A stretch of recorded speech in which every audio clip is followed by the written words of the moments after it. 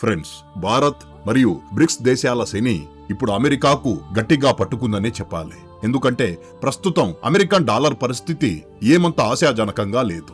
గత కొన్ని రోజులుగా వెలువడుతున్న గణాంకాలు ప్రపంచం దృష్టిని ఆకర్షిస్తున్నాయి. ఇక్కడ మనం మాట్లాడుకుంటున్నది యుఎస్ డాలర్ ఇండెక్స్ గురించి. ప్రపంచంలోని ఇతర ప్రధాన కరెన్సీలతో పోల్చితే అమెరికా డాలర్ ఎంత బలంగా ఉందో లేదా ఎంత బలహీనంగా ఉందో ఈ ఇండెక్స్ సూచిస్తుంది. సాధారణంగా ఈ సూచి 100 పాయింట్ల కంటే దిగువకు వెళ్తే డాలర్ పరిస్థితి బలహీనంగా ఉన్నట్లు పరిగణిస్తారు. ఇప్పుడు తాజా గణాంకాల చార్టును గమనిస్తే గత ఏడాది కాలంగా యుఎస్ డాలర్ ఇండెక్స్ వరుసగా 100 మార్కుకు దిగువనే కొనసాగుతోంది. కానీ గడిచిన 15 రోజుల్లో ఇందులో మరింత వేగవంతమైన పతనం కనిపించింది. 2 రోజుల క్రితం వరకు 97 వద్ద ఉన్న ఈ ఇండెక్స్ ఈరోజు ఉదయం వచ్చిన లెక్కల ప్రకారం 96 స్థాయికి జారిపోయింది. సూటిగా చెప్పాలంటే డాలర్ గత కొన్నేళ్లలో తన అత్యంత బలహీన స్థాయికి చేరుకుంది. అందుకే ఈ పతనాన్ని ఇప్పుడు కేవలం ఒక సాధారణ మార్కెట్ హెచ్చుతగ్గులుగా చూడటం లేదు. ఒక భారత్ అనే కాదు, పాశ్చాత్య మీడియా సైతం దీనిని చాలా సీరియస్ గా కవర్ చేస్తోంది. అనేక నివేదికల ప్రకారం అమెరికన్ డాలర్ ప్రస్తుతం తన 40 ఏళ్ల కనిష్ట స్థాయిలో ట్రేడ్ అవుతోంది. దీని అర్థం ఏమిటంటే ప్రపంచవ్యాప్తంగా డాలర్ పై ఉన్న నమ్మకంలో నెమ్మదిగా కానీ స్పష్టంగా పగుళ్లు ఏర్పడుతున్నాయి. ఈ మొత్తం వ్యవహారంలో బ్రిక్స్ దేశాలతో పాటు భారత్ పోషిస్తున్న పాత్రను ఏమాత్రం విస్మరించలేం. వేగంగా జరుగుతున్న డాలర్ వినాశనానికి తెర వెనుక ఈ దేశాలు సాక్ష్యంగా మారుతున్నాయి. ఈ పరిణామాలను ఈ వీడియోలో వివరంగా తెలుసుకుందాం. కానీ ముందుకు వెళ్లబోయే ముందు దయచేసి ఈ వీడియోను లైక్ చేయండి. అలాగే మన ఛానల్ను సబ్స్క్రైబ్ చేసుకోండి. ఎందుకంటే ఇది మీకు కేవలం 1 సెకను పనే, కానీ మాకు మాత్రం ఇది ఎంతో పెద్ద సహాయం అవుతుంది.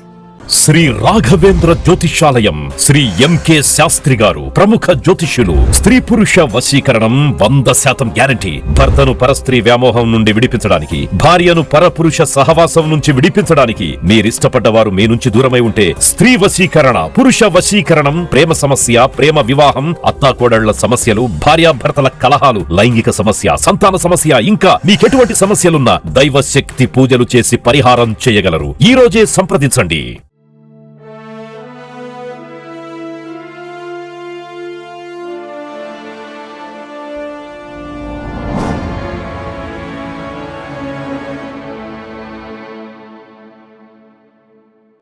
వాస్తవానికి అమెరికా తన కరెన్సీ ద్వారా ప్రపంచంపై చలాయించిన ఆధిపత్యం ఏదో ఒక రోజు మట్టిలో కలుస్తుందని నిపుణులు ముందుగానే ఊహించారు. డాలర్ కళ్ల ముందే పతనమవుతున్న అమెరికా ఏమీ చేయలేని నిస్సహాయ స్థితిలో ఉంది. నేడు అమెరికా అహంకారం దెబ్బతిన్నట్లు కనిపిస్తోంది. భారతదేశాన్ని బెదిరించిన ట్రంప్ ఇప్పుడు భారత్ ప్రభావాన్ని రుచి చూస్తున్నారు. ప్రపంచ మీడియా డాలర్ 4 ఏళ్ల కనిష్టానికి పడిపోయిందని ఘోషిస్తోంది. మీరు స్క్రీన్ పై చూస్తున్న ఈ చార్టు గమనిస్తే గత 5 ఏళ్ల డాలర్ ఇండెక్స్ పరిస్థితి మీకు అర్థమవుతుంది. కథ ఇక్కడితో అయిపోలేదు. గ్లోబల్ ఫారెన్ కరెన్సీ రిజర్వులలో డాలర్ వాటా కూడా క్రమంగా తగ్గుతోంది.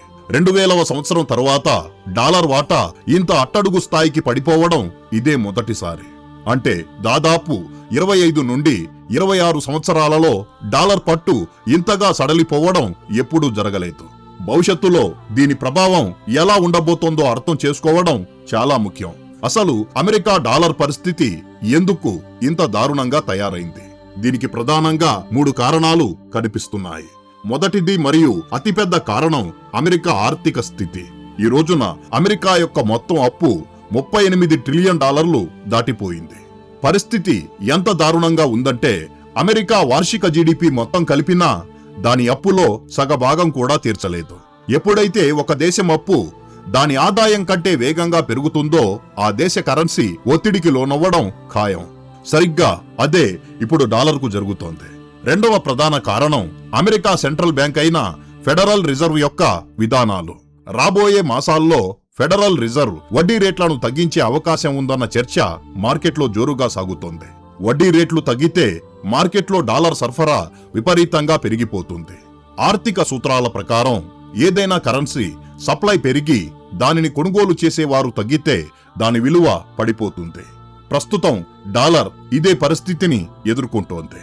మూడవ కీలకమైన కారణం అమెరికా విధానాల్లోని అనిశ్చితి. ట్రంప్ చేస్తున్న ప్రకటనలు, తీసుకుంటున్న ఆకస్మిక నిర్ణయాలు అంతర్జాతీయ పెట్టుబడిదారులను గందరగోళానికి గురిచేస్తున్నాయి. సుంకాల విషయంలో ఆకస్మిక మార్పులు, జియోపాలిటికల్ ఉద్రిక్తతలు, సెంట్రల్ బ్యాంక్ వ్యవహారాల్లో రాజకీయ జోక్యం వంటివి డాలర్పై ఉన్న నమ్మకాన్ని దెబ్బతీశాయి. భవిష్యత్తులో అమెరికా ఎలాంటి నిర్ణయం తీసుకుంటుందో తెలియని అయోమయం నెలకొన్నప్పుడు ఆ ప్రభావం ముందుగా కరెన్సీపైనే పడుతుంది.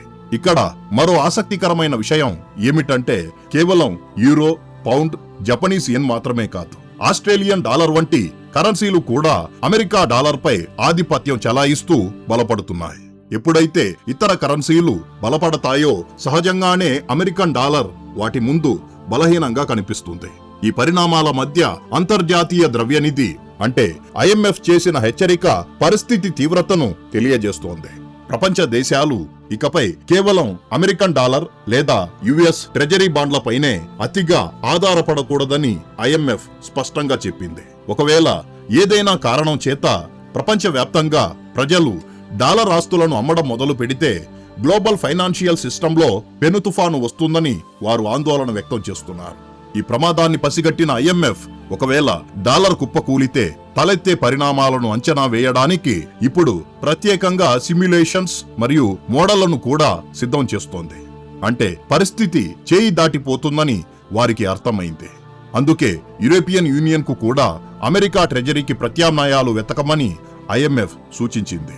కేవలం డాలర్ లేదా అమెరికా బాండ్లపై నమ్మకం పెట్టుకోవడం ఇప్పుడు సురక్షితం కాదని స్పష్టమవుతోంది.